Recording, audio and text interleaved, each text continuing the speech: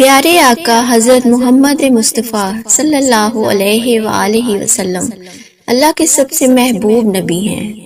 آپ صلی اللہ علیہ وآلہ وسلم کی پیدائش اور زندگی مبارک کا ہر لمحہ معجزات خدا سے منور تھا، کیونکہ آپ جیسا نہ کوئی آیا ہے اور نہ ہی کوئی آئے گا۔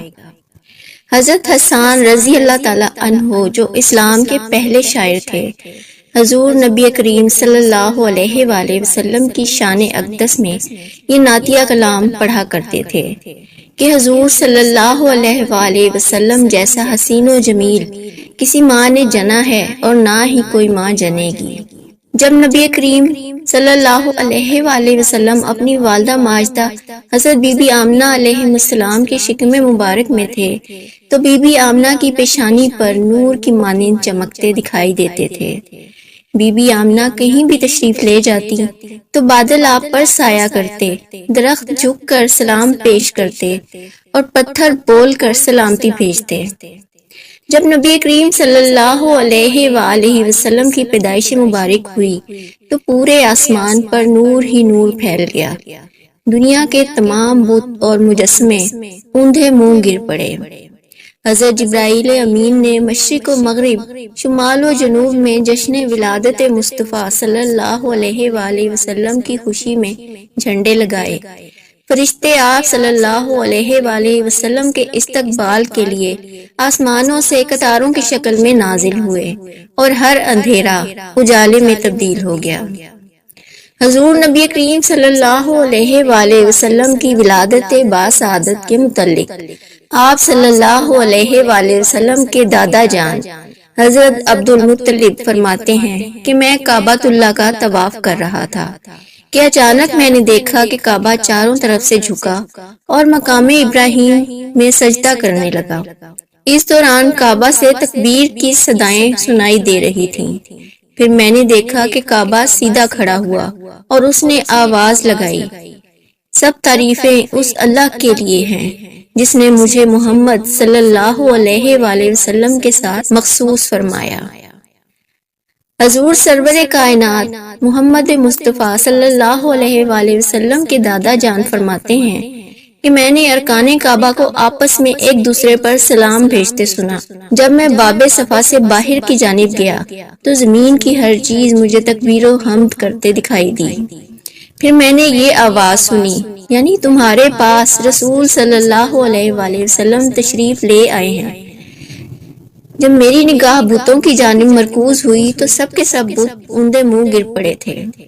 رسول خدا صلی اللہ علیہ وآلہ وسلم کے دادا جان کہتے ہیں کہ یہ سب کچھ دیکھ کر مجھے شدید حیرت ہوئی اور میں اپنی آنکھیں ملنے لگا کہ شاید میں کوئی خواب تو نہیں دیکھ رہا، مگر یہ حسین منظر حقیقت تھا۔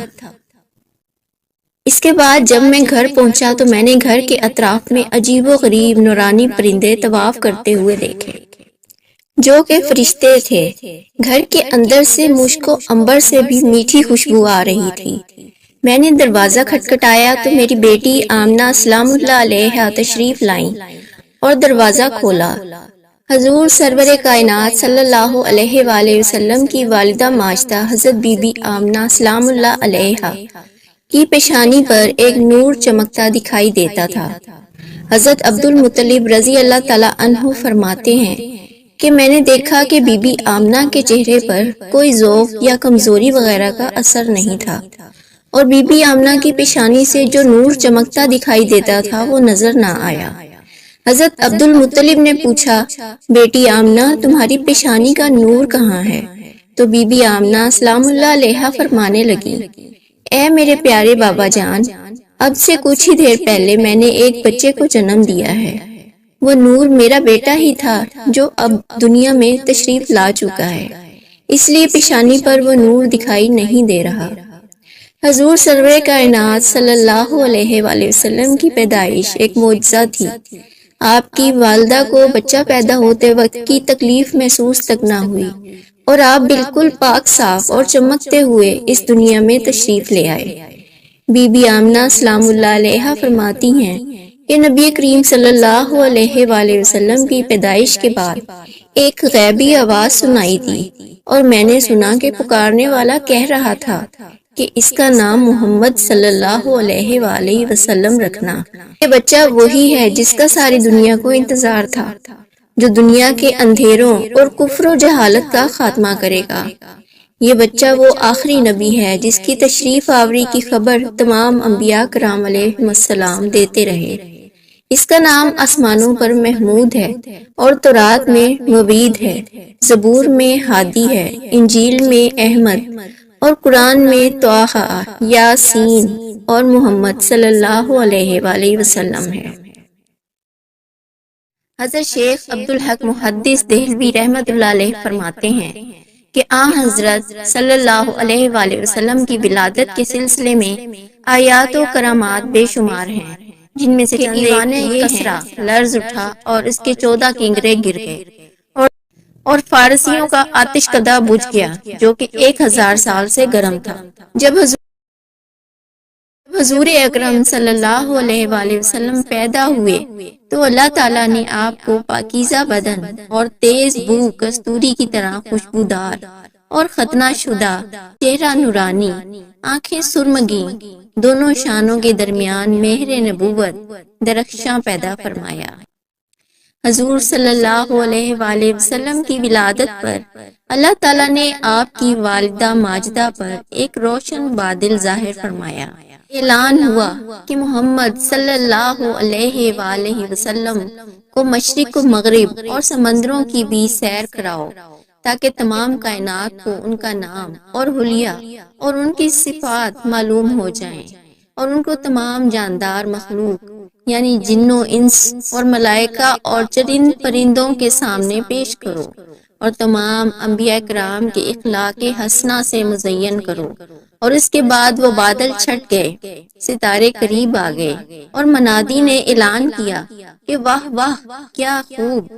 محمد صلی اللہ علیہ وآلہ وسلم کو تمام دنیا پر قبضہ دے دیا گیا، اور کائنات عالم کی کوئی چیز باقی نہ رہی کہ جو ان کے قبضہ اقتدار اور غلبہ اطاعت میں نہ ہو۔ پھر 3 شخص نظر آئے، ایک کے ہاتھ میں چاندی کا لوٹا، دوسرے کے ہاتھ میں سبز زمرد کا تشت، تیسرے کے ہاتھ میں ایک چمکدار انگوٹھی تھی۔ انگوٹھی کو 7 مرتبہ دھو کر حضور کے دونوں شانوں کے درمیان مہر نبوت لگا دی گئی۔ پھر آپ کو ریشمی کپڑے میں لپیٹ کر آپ کی والدہ ماجدہ کے سپرد کر دیا گیا۔